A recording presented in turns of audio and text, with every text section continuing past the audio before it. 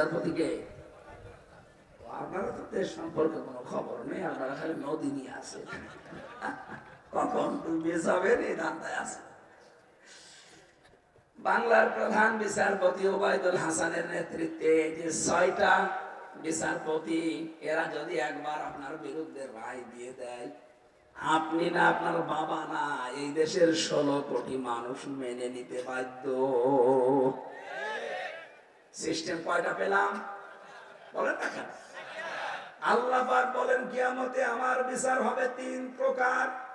প্রথম, এই মানুষকে আমি আমার আদালতে ডাক দেব স্রেফ একা একা। কয়জন করি? প্রিন্সিপাল সহ আমি সহ প্রত্যেকে আল্লাহর দরবারে একা একা উঠবেন, কেউ থাকবেন আপনার সাথে। বাংলাদেশ, ভারত আর পাকিস্তানে একটা কথা কারা যেন ছড়িয়েছে, কিয়ামতে এক একজন পীর সাহেব নাকি লক্ষ লক্ষ মুরিদ নিয়ে জিন্দাবাদ দিয়ে উঠবে। এটা মিথ্যা কথা, এটা কোরআনের সাথে সাংঘর্ষিক। অকুল্লুহুম আতিহি ইয়াউমাল কিয়ামাতি ফারদা। সূরা মারইয়াম 16 নম্বর পারা 10 নম্বর পৃষ্ঠা 15 নম্বর লাইনের শেষ নাম্বার রুকুর 95 নম্বর আয়াত। যতগুলো তাফসীর আছে বাংলাদেশে সব মুফাসসির এই আয়াতের ব্যাপারে একমত। কিয়ামতে প্রতিটি মানুষ আল্লাহর দরবারে উঠবে। কয়জন করে? আপনি যদি বলেন যে আমি মিছিল সহকারে আমার বাবা উঠবে, তাহলে এই আয়াত কোথায় গেল? এটা ধোঁকা দিয়ে বোকা বানিয়ে দরবার চালানোর একটা পন্থা। কারো উপরে ভরসা করে লাভ নেই। আমার সুন্দর টুপি, ওনার সুন্দর টুপি, তাই কি হয়েছে? কিয়ামতের ময়দানে আপনার ভাই, আপনার মা, আপনার বাবা, আপনার স্ত্রী, আপনার সন্তান, আপনার নেতা, আপনার নেত্রী, আপনার দলের লোক, গোষ্ঠীর লোক, 7 প্রকার মানুষের নাম আছে আয়াতে সূরা আবাসার ভেতরে। এরা পালাবে। এরা কি করবে বলেন? তাও পালাবে আস্তে করে না। ইয়াউমা ইয়াফিরুল মারউ মিন আখিহি। ইয়াফিরু মানে কি? ছেড়ে দৌড় দেওয়া, খেচ্ছে দৌড় মারা। বাঘ দেখলে যেভাবে মানুষ দৌড়ায়, কিয়ামতে এই 7 প্রকার মানুষ ওইভাবে দৌড়াবে। আপনার বিবেকের কাছে আমার প্রশ্ন, আপনি মূর্খ মানুষ, তাতে কি বলেন তো একটু ভেবে। এই যাদের নাম বললাম, এই 7 প্রকার মানুষ যদি কিয়ামতে পালায়, আমার মনে হয় হাজারো পীর সাহেব বলবে আল্লাহ আমি পীরই ছিলাম না। আমি কি বেশি বলছি? এরা যদি এই কথা বলতে পারে যে আমি ওরে চিনি না, মা বলবে ছেলে আমি চিনি না, ভাই বলবে কেউ, তাহলে পীর সাহেবের কথা বলতে পারে না যে আমি তো পীরই ছিলাম। এই জন্য এই ধান্দা বাদ দেন ভাই। আপনি উঠবেন স্রেফ আল্লাহর দরবারে একা একা। কয়জন করে? একটু ভেবেছেন কোনদিন শব্দটা নিয়ে? আমি মাঝে মাঝে একা থাকলে জেলখানা যেতে, এক ঘরের ভেতরে 3 বছর একাই ছিলাম, মাঝে মাঝে এই চিন্তাটা আসতো, কত মানুষ আমার সামনে দিয়ে জেলে মরে বের হয়ে চলে যাচ্ছে। জেলখানার নিয়ম আছে জেলে নাকি আজরাইল ঢোকে না, ওখান থেকে অসুস্থ হয়ে মরে গেলেও বের করে বলে যে বাইরে চিকিৎসাধীন অবস্থায় পড়ে গেছে, অথচ মরেছে 10 ঘন্টা আগে। ওদের ওই কথা ছড়ানো আছে, কারণ ওখানে মরে গেলে জেলার সুপার সহ যারা দায়িত্ব আছে ওরা ফেসে যেতে পারে। এই জন্য যদি একটু খাপুস গুপুস করে তাড়াতাড়ি করে বেঁধে পাঠিয়ে দেয়, যা বাইরে যে মর, আর বলবো চিকিৎসাধীন অবস্থায় মরে গেছে। জেলখানা এখানে আজরাইল, অথচ আমার সামনে মরিয়ে শেষ, তারেও ওই বেড়ি বেড়ি পরিয়ে নিয়ে চলে যাচ্ছে। 1-1.5 ঘন্টা পরে শুনলাম যে কারারক্ষী এসে বলছে মকলুম মরি, ও মরিয়েছে আমার সামনে। কত মানুষ ওই সময় বের হয়ে চলে গেল আমার সামনে দিয়ে, কত আসছে 3 বছরে বেরিয়েছে।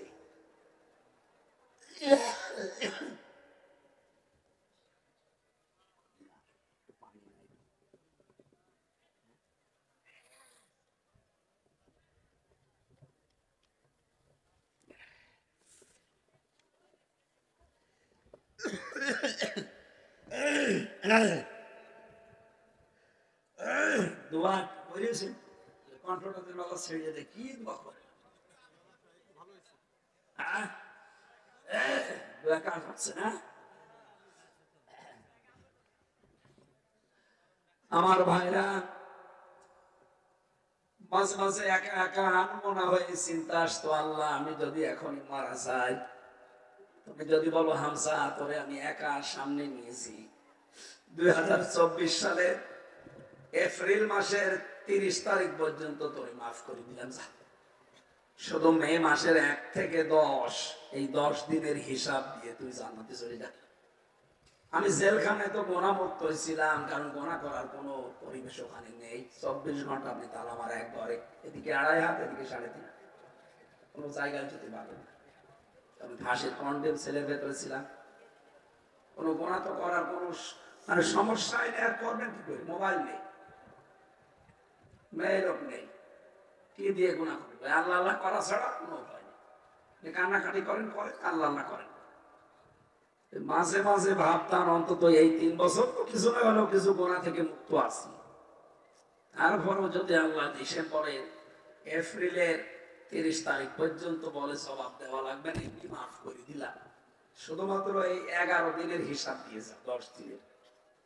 আমার মাঝে মাঝে এই চিন্তা এসেছে, কোরআন শরীফের এই যে মধ্যে কোরআন আছে, আমি বলছি আমার মাঝে মাঝে মনে আসতো না আমার দ্বারা সম্ভব না। তোমরা পারবে না? আপনারা পারবেন। কয়েকদিন আগে আমি ওমরা হজে ছিলাম, রমজান মাসে একটা ভিডিও দেখাচ্ছিল ওখানে মদিনাতে একটা কম্পিটিশন চলছিল। বিচারপতি যিনি বিচারক, এই যে 10 বছরের বয়স, কোরআনের হাফেজ ছেলেটা, অন্ধ, এত সুন্দর তেলাওয়াত করে পৃথিবীকে তাক লাগিয়ে দিয়েছে। আরে ডাক দিল বিচারপতি, বিচারক ডাক দিয়ে বলছে তোমার চোখ নেই, তোমার একটা আফসোস হয় না আল্লাহর প্রতি যে আল্লাহ তুমি আমাকে চোখ দিলে না, তোমার অভিযোগ নেই? ছেলেটা বলছে আমার তো অভিযোগ নেই, আরো আমার আনন্দ লাগছে। বিচারক বলছে একটা কথা বলতে, তোমার চোখ নেই, তোমার অভিযোগও নেই, আবার আনন্দ লাগছে মানে? ছেলেটা ডাক দিয়ে বলে বিচারক আপনি কোন সেন্সে কি দিয়ে কথা বলছে? না আমি জানি না, তবে আমার কাছে এই মনে হয় কিয়ামতের ময়দানে আল্লাহ পাক যখন প্রত্যেককে একা একা তুলবে, এই আয়াতটা তখন তেলাওয়াত করলো, ও কুল্লুহুম আতিহি ইয়াউমাল কিয়ামাতি ফারদা। কিয়ামতের প্রতিটি মানুষ আল্লাহর দরবারে স্রেফ একা একা দাঁড়াবে। আমার যদি শুধু 3.5 হাত বডি সম্পর্কে সুম্মা লা তুসালুন্না ইয়াউমা ইযিন আনিন নাঈম, প্রতিটি নিয়ামত সম্পর্কে যেহেতু জিজ্ঞাসিত হব আমি, আমার পা থেকে মাথা পর্যন্ত যদি আল্লাহ জিজ্ঞাসা করতে করতে আসে, চোখের কাছে এসে আল্লাহ থেমে যাবে। আল্লাহ চোখের কাছে এসেই থেমে যাবে, কারণ আমাকে জন্মগত ভাবে চোখ দেয়নি। এইটা দিয়ে আমি আল্লাহকে ওই দিন ধরতে পারবো, মাবুদ তুমি এই 1,00,000 কোটি মানুষকে চোখ দিয়েছিলে, তুমি আমারে চোখ দাওনি। আমি চোখ না থাকার পরও তোমার পড়া কোরআন 30 পারায় মুখস্থ করে রেখেছি। তুমি আমারে ধরো, কোন জায়গা থেকে ধরবা ধরো, আমি বিচারপতি বিচারক যারা তাদের কাছে পরীক্ষা দিয়ে এসেছি। তুমি আমারে ধরো, আমি পুরাটা আমার বক্ষে ধারণ করে রেখেছি। তুমি আমাকে চোখ দাওনি, অন্তত এই ওসিলায় হলে আজকে আমার বিচারটা একটু সহজ করে দাও।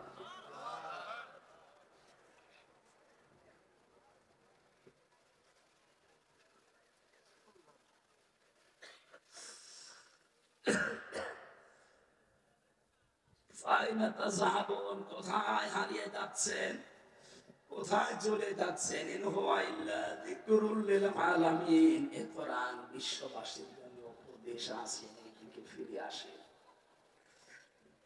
এই কঠিন বিচারের মুহূর্তে মহান আল্লাহ বিচার ব্যবস্থায় কোন দুর্নীতি, অবিচার, স্বজনপ্রীতি এগুলো আল্লাহর বিচারে আসতে পারে। আল্লাহর বিচারে কোনো অবিচার, ন্যায় বিচার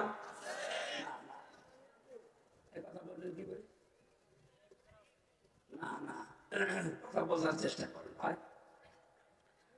আল্লাহর বিচারে কোনো অবিচার নেই, এটা পাগল বিশ্বাস করে যে আল্লাহ অবিচার করতে। ন্যায় বিচার করলে আপনি বাঁচবেন না। ন্যায় বিচার যদি আল্লাহ করে, পৃথিবীতে কেউ জান্নাতে যেতে পারবে না। হ্যাঁ, জান্নাতে যাওয়ার একটা মাত্র মাধ্যম আছে, আল্লাহ যদি দয়া করে মাফ করে দেয়, তাছাড়া কোনো বিচার নেই।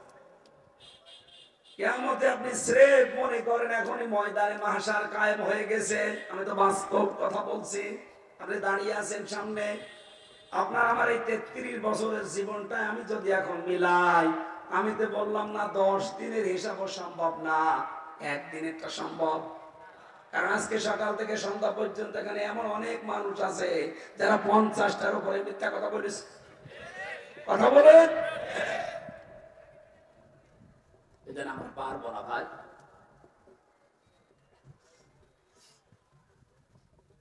বিচার যখন করবেন আল্লাহ নিজে দাড়ি পাল্লায় আপনার বডি আর নেকি তুলে দেবেন। দাড়ি পাল্লা এই বিষয়টা নিয়ে আমাদের ভেতরে একটা ধোঁয়াশা আছে, বিশেষ করে বাংলাদেশ, ভারত আর পাকিস্তানে।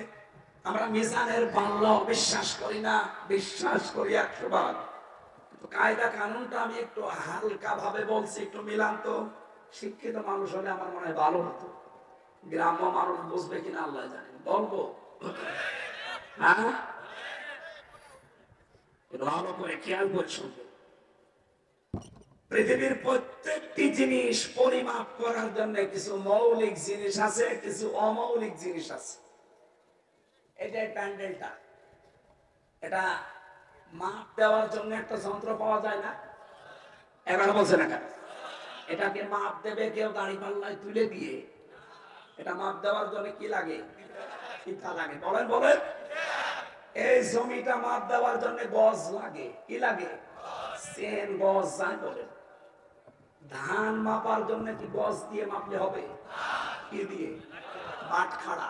কি দিয়ে? কেজি বাটখারা যাই বলেন। এখন যদি আপনি পানি মাপতে যান, পানি মাপতে গিয়ে কি এই ফিতা দিয়ে বাটখারা দিয়ে আর যাই বলেন হবে না। ওটা মাপার জন্য আলাদা লিটার আছে, সিসি আছে, স্ক্যান আছে। এক কথা বলছেন না? পৃথিবীর প্রতিটি জিনিস মাপ দেওয়ার জন্য আলাদা আলাদা যন্ত্র আছে না নেই? আমরা যেটা কিয়ামতে আল্লাহ মাপবেন বলবেন, তার নাম কি? আমল। কি মাপবেন? আমল মানে কাজ। আমল মানে কথা বলা লাগবে। আমল মানে কাজ মাপতে হলে একটা যন্ত্র আছে না? কি? ফিতা, দাড়ি পাল্লা। কি? কাজ মাপতে হলে লাগে গুরুত্ব। কি লাগে? গুরুত্বের ভিত্তিতে কাজ মাপা হয়। আমি যদি এই ভাইকে বলি যে আপনি কুষ্টিয়ায় যে 10,000 টাকা আমার বাবাকে দিয়ে আসেন, বিকালবেলা এসে দেখুন ওখানে দাঁড়িয়ে খেলা খেলতেছে, উনি আমার কথার গুরুত্ব, কাজের গুরুত্ব দিয়েছে? বলেন। এই পৃথিবীর ময়দানে প্রতিটি কাজের কিছু মৌলিক আর অমৌলিক গুরুত্বপূর্ণ জিনিস আছে। নামাজের উদাহরণ আল্লাহ মাঝে মাঝে দিয়েছেন যে নামাজের ভেতরে বাইরে ফরজ কয়টা? 13টা। বলে একটা ফরজ যদি আপনি বাদ দিয়ে দেন, 12টা আদায় করেছেন, সওয়াব হবে কয়টা?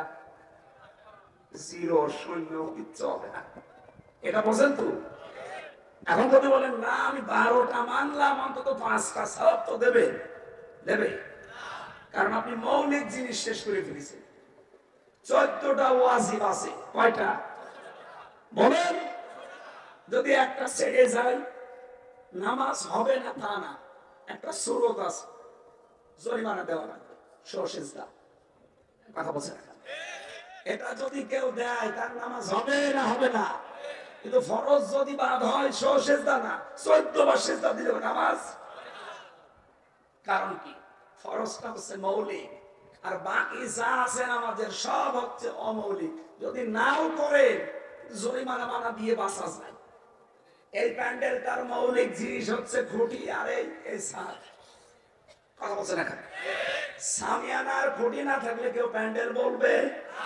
এখানে অমৌলিক কিছু জিনিস আছে। এই যে মাইকটা, এই টেবিলটা, টিস্যুর বক্স, এই চেয়ার গুলো, আমরা যারা বসে আছি, এগুলো যদি নাও থাকে মানুষ এটাকে স্টেজ বলবে না? কি বুঝলেন এখান থেকে বলেন? প্রত্যেকটি কাজের যেন মৌলিক অমৌলিক জিনিস আছে। কিয়ামতের ময়দানে আপনার আমল মানে কাজ, এই কাজকে আল্লাহ মাপবেন গুরুত্বের ভিত্তিতে। মিজানের পাল্লা মানে দাড়ি পাল্লা না, মিজানের পাল্লা মানে মানদণ্ড। হাইকোর্টের সামনে আপনি দেখবেন একটা দাড়ি পাল্লা টাঙানো আছে, টাঙানো নেই? ওটা দিয়ে সরকার কি মেপে মেপে জিনিস দেয়? কেন টাঙিয়ে রেখেছে? দুই দিকে সমান সমান, ন্যায় বিচারের একটা মানদণ্ড। সরকার বাংলাদেশের মানুষকে বোঝাতে চায় যে অন্য যদি জায়গায় এই মেম্বার চেয়ারম্যান, এই তারপরে উপজেলা চেয়ারম্যান, এমপি, আদালতে যদি বিচার কোন জায়গায় জেলা শহরে থানা শহরে নাও পাও, হাইকোর্টে আসলে কি বিচার পাবা? যদি আমরা ন্যায় বিচারই পাচ্ছি নাকি?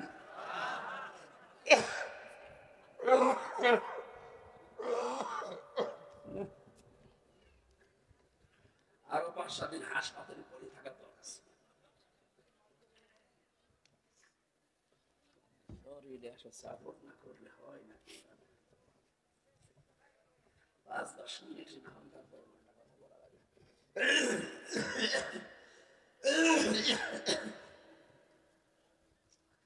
যাই হোক, ভাঙ্গা কণ্ঠে হোক, যাই হোক, কথা বুঝতেছে। কিয়ামতে আমাদের একটা ভ্রান্ত ধারণা আছে যে এই কিয়ামতে আল্লাহ মিজানের পাল্লা মানে দাড়ি পাল্লা এনে এই কোলে 10 কেজি সওয়াব আর এই কোলে 11 কেজি গোনা তুলে দিয়ে একটা মাপ দেবে। না না, বিষয়টা এটা না। আপনার আমল মাপবে আল্লাহ, কাজ মাপবে। কি মাপবে? আর কাজ মাপতে হয় ফিতা দিয়ে, বাটখারা দিয়ে, সিসি দিয়ে, লিটার দিয়ে, দাড়ি পাল্লা দিয়ে। কি দিয়ে? গুরুত্ব। বলেন বলেন। আপনার জীবনের মৌলিক যে কাজগুলো আল্লাহ দিয়েছেন, এই গুরুত্বপূর্ণ কাজ যদি একটাও ছেড়ে যায় আর অমৌলিক যে কাজ আছে এগুলো সব করেছেন, কিয়ামতে আপনার ফল শূন্য, জিরো হবে। তাহলে মৌলিক কাজ কয়টা? 500টা। কয়টা? এই পুরা কোরআনে আল্লাহ ওই 500 শরীয়তের বিধান দিয়েছেন। এইগুলো যদি আপনার জীবনে 499টা করেছেন আর একটা করেন তো নি, আরো ঘৃণা করেছেন, নামাজ পড়েছেন, রোজা রেখেছেন, হজ করেছেন, যাকাত দিয়েছেন, সমাজে যে ইসলাম কায়েম করা ফরজ, এটা উল্টা পাল্টা ধারণা করে যারা কায়েম করে তাদের ধরিয়ে দিয়েছে। এরকম মানুষ দেশে নেই। আপনার কিয়ামতে যখন আল্লাহ মাপ দেবে, ফল হবে জিরো, শূন্য, আপনি জাহান্নামে যাবেন। এর চাইতে স্পষ্ট ভাবে বলার মতো ভাষা আমার কাছে নেই। এত সহজ ভাষায় বলার পরও যদি কেউ না বোঝার ভান করে থাকে, এদিকে আসে, ছড়ি কোদাল দিয়ে বোঝাচ্ছে। তাছাড়া আপনার বুখারী শরীফ, কোরআন শরীফ দিয়ে হবে না, বাকারি শরীফ লাগবে। 13টা ফরজের একটা বাদ দিলে যদি ফল হয় জিরো, শূন্য, এটা যেমন বুঝলেন 500 শরীয়তের বিধান, 499টা তো মেনে নিয়েছে, একটা মানার বেলায় আপনি কাটাকাটি করেন, মানে তখন ওইটা রাজনীতি হয়ে যায়, ওটা জঙ্গি হয়ে যায়, ওটা ধর্মদ্রোহী হয়ে যায়, রাষ্ট্রবিরোধী হয়ে যায়। কোন কারণে এই কথা বলেন? বলেন। আপনাকে আমি বাঁচাতে চাই। কুষ্টিয়া থেকে এখানে এসেছি খেলা করার জন্য না, আপনাকে আমি বাঁচাতে চাই। আমি কোরআনের চোখ লাগিয়ে দেখতে পাচ্ছি আপনি জাহান্নামে যাচ্ছেন। আপনি ধরা খাবেন কিয়ামতে। আল্লাহ বলেন, ডান হাতে যখন আমলনামা দেওয়া হবে, 500টা এই ফরজ বিধান দুনিয়ায় যে লোকটা মেনেছে, মানতে পারে না, সাপোর্ট করেছে, ও বলবে আমার আমলনামা বড়, কি সুন্দর আমলনামা আল্লাহ আমাকে দিয়েছে। আমি বিশ্বাস করতাম কিয়ামতের ময়দানে আমাকে হিসাবের কাঠগড়ায় দাঁড় করাবে আল্লাহ। ও টাঙ্গাইলবাসী, সত্যি আল্লাহর কসম, কোরআন শরীফে যে ভেতরে আছে, হাতে নিয়ে বলছি আমি আপনার শত্রু না, আপনাকে আমি বাঁচাতে চাই। আপনি জাহান্নামে যাচ্ছে। যদি বিশ্বাস না করেন, আলেম যারা আছে প্রকৃত জিজ্ঞাসা করেন তো একটা কথা ভুল বলেছি কিনা। আপনি তো ধরা খাচ্ছেন। আল্লাহ রাব্বুল আলামিন বলেন, ফাহুয়া ফি ঈশাতির রাদিয়া, তাকে সন্তোষজনক জীবন আমি দিয়ে দেব।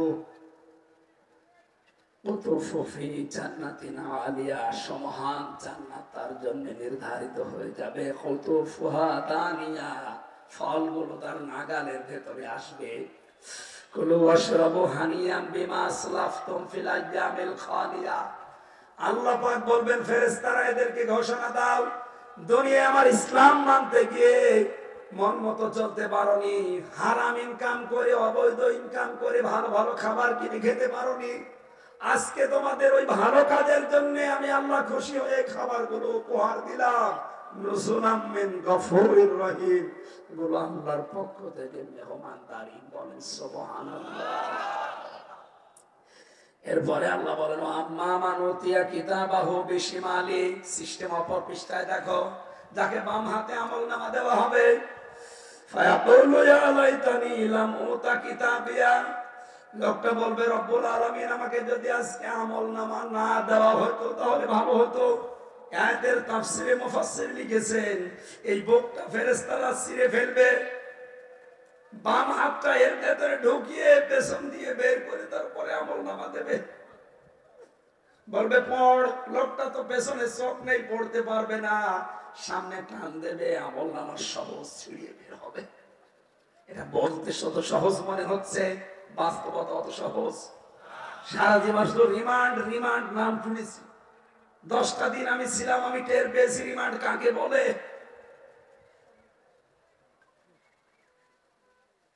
ওখানে যে সমস্ত মানুষগুলো রিমান্ডে জিজ্ঞাসাবাদ করে, তাদের হাতে যে সমস্ত অস্ত্র শস্ত্র গুলো আছে, যারা অস্ত্র মামলায় ধরা পড়ে মার্ডার কেসের, এদেরকে রিমান্ডে নেওয়ার পরে শুনি এটা তুলে ফেলে, চলবে প্লাস দিয়ে তুলে ফেলে। একটা জীবিত মানুষের এটা প্লাস দিয়ে তুলে ফেলা জীবন তো অত সহজ বলেন তো? ওর সম্মুখীন না হলে আপনি বুঝবেন। আমার তো মূল্য চুরির মামলা, আমার আর কি নেবে, খালি জিজ্ঞাসা করবে। কিন্তু অস্ত্র মামলা যাদের, ওদের কি শুধু বলবে সোনা মধু ভাত খেয়ে না। আল্লাহ রাব্বুল আলামিন বলেন এই হাতটা যখন ফেরেশতারা ধরে টান দেবে, পেছনে যেহেতু আমলনামা দেওয়া ছিল, বুকের চামড়া, পিঠের চামড়া আর ভেতরে যেগুলো ছিল সব ছিদ্র হয়ে টান দিয়ে মানুষকে আল্লাহ বের করবে। ইয়ান ওলাম আদরি মা হিসাবিয়া, ও বলবে আল্লাহ যদি আমি জানতাম যে আমার হিসাব নেওয়া হবে না, এটা যদি আমি জানতাম আজকে যে আমার হিসাব হবে না, তাহলে আমার আজকে ভালো হতো। ইয়া লাইতাহা কানাতিল কাদিয়া, অথবা মরণ যেদিন হয়েছে ওই দিনই যদি সব কারবার শেষ হয়ে যেত, আমার আর কিছু করার ছিল না। রব্বুল আলামিন বলেন মা আগনা আন্নি মালিয়া, ও দুনিয়াদারেরা তোমাদের ধন সম্পদ কোনো কাজে আসবে না। হালাকা আন্নি সুলতানিয়া, আমাদের রাজত্ব রাজনীতি এ বিশাল প্রভাব প্রতিপত্তি সব মাঠে মারা যাবে, কিচ্ছু কাজে আসবে না। আমি জানি আওয়াজ ওদের কানে গেলে অন্তরে প্রবেশ করবে না, কারণ ওদের অন্তর মরে গেছে। আমি তো দেখেছি বাস্তবতায় 10 দিন রিমান্ডে বহু ওয়াজ করেছে ওদের সামনে। এমন এমন মানুষ আমার দায়িত্বে ছিল, ও আল্লাহ বিশ্বাস করে না, ওয়াজ তো দূরের কথা। আল্লাহ হালাকাম সুলতানিয়া, তার এই ক্ষমতা সিয়ার ধ্বংস হয়ে যাবে একদিন। এটা ওরা বিশ্বাস যদি নাও করে, আমরা বিশ্বাস করি না। আল্লাহ রাব্বুল আলামিন এবার কঠিন কথা জানিয়েছেন, খুযুহু ফাগুল্লুহু সুম্মাল জাহিমা সাল্লু। আল্লাহ বলবেন ধর এদেরকে, এদেরকে ধর আর গলার ভেতরে বেড়ি লাগা, জাহান্নামে নিক্ষেপ কর এদেরকে। সুম্মা ফি সিলসিলাতিন দারউহা ৭০ যিরাআন ফাসলুকহু, ৭০ গজ বিশাল শিকল দিয়ে বাঁধ। অপমান করার জন্য আল্লাহ এই দৃশ্যগুলো তৈরি করবেন, টেনে হিচড়ে এবার বলবে জানিয়ে যা জাহান্নামের দিকে। এই যে এত অপমান, এত অপদস্থ, কয়টা কারণে হবে বলেন তো? 2টা। বলেন বলেন। ইন্নাহু কানা লা ইউমিনু বিল্লাহিল আযীম, যারা আল্লাহ আছে এটা বিশ্বাস করত না। আমি আয়াতটা পড়তাম না, 3টা বছর আমি বদ্ধ জীবনে থেকে আমি বাংলাদেশ সহ বিশ্বের বহু দেশে ঘোরাফেরা করে যেটা দেখলাম, বাংলাদেশ সহ বিশ্বের বহু মুসলমান আল্লাহ একজন আছে এইটাও বিশ্বাস করে না, করে না, করে না। মানে আল্লাহ একজন আছে, আরে বিশ্বাস তো আবু জাহেলও করতো। ওয়ালা ইন সাআলতাহুম মান খালাকাস সামাওয়াতি ওয়াল আরদা লা ইয়াকুলুন্না আল্লাহ। হে নবী, আপনি যদি আবু জাহেলকে জিজ্ঞাসা করেন আসমান আর জমিন কে বানিয়েছে, ও গ্যারান্টি দিয়ে বলবে আল্লাহ বানিয়েছে। আপনি মুসলমান বলেন, ওর মতো ইমান তো আমাদের মনে হচ্ছে। আল্লাহ একজন আছে, তার মানে এ কথা বিশ্বাস করার পরে, এই ছেলেটা কবুল বলার পরে সঙ্গে সঙ্গে তার বড় যত দায়িত্ব যেমন তার কাঁধের উপরে, আল্লাহ একজন আছে এ কথা বলার পরে ওনার যত হুকুম আর আহকাম আপনার জীবনের উপরে সব অবধারিত। 2 নম্বরে ওয়ালা ইয়াহুদ্দু আলা তাআমিল মিসকিন, যারা এতিম মিসকিনদের খাবার দেয় না, দারিদ্র মুক্ত সমাজের জন্য যাদের কোনো ভূমিকা নেই, কাজ নেই, শুধু নিজে খেয়ে পরে বাঁচবে, মানুষের খবর রাখবেন না। আমি আসার সময় গাড়িতে শুনছিলাম মাগরিবের পরে কে যেন আলোচনা করছিল এখানে এসার পরে, যে শুধু নিজে খেয়ে পরে বাঁচবেন, মানুষের খবর রাখবেন না। না, এই কাজ করার জন্য আল্লাহ আপনাকে পাঠাইবে। আপনি জাহান্নামে যাবেন, জাহান্নামে জাহিমে যাবেন। জাহান্নাম কয়টা বলেন তো? একটা। জাহান্নামের দরজা 7টা, লাহা সাবাতু আবওয়াব। জাহান্নামের দরজা কয়টা? তার ভেতরে এই জাহিম একটা দরজা। এই দরজা দিয়ে আল্লাহ যাদেরকে প্রবেশ করাবে, 2টা গুণ তাদের। 1 নম্বরে আল্লাহ একজন আছে, এটা বিশ্বাস করতো না। এতিম মিসকিনদেরকে, তার মানে দারিদ্র মুক্ত সমাজের জন্য কোনো কাজ করতো